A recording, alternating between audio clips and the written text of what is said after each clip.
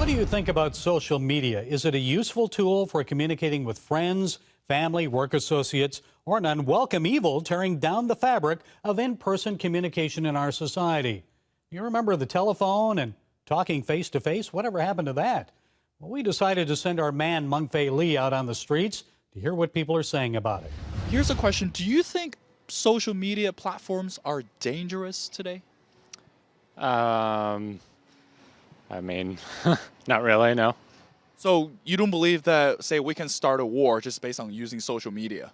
Sure, I think the conversations we have can start a war, but I think those conversations can happen in person. I think social media is powerful and it can be used in a lot of different ways, and I think we just have to be careful about how we use it. I wouldn't say they're so dangerous, but I do think that they kind of cause problems. I would say that's a possibility because you could read it to anything wrong.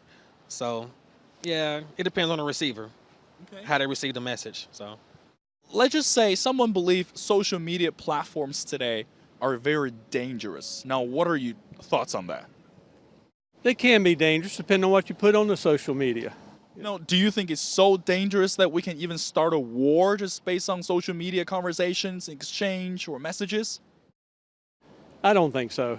I think people have common sense and hopefully use that common sense to screen out what they put on that social media. I hate social media. I hate it all. I've never had an Instagram. I deactivated my Facebook. I don't do Twitter. Since you deleted all your social media accounts, now do you believe that someone says social media platforms are dangerous today? No, not necessarily. I think there's some benefits to them. You just have to be a responsible social media user. Well, the last question is, if you deactivate all your social media platforms, and how do you follow our president about his thoughts and his strategies and all those important news? How do you do that? Yeah, because he likes Twitter, right? Like that's his platform.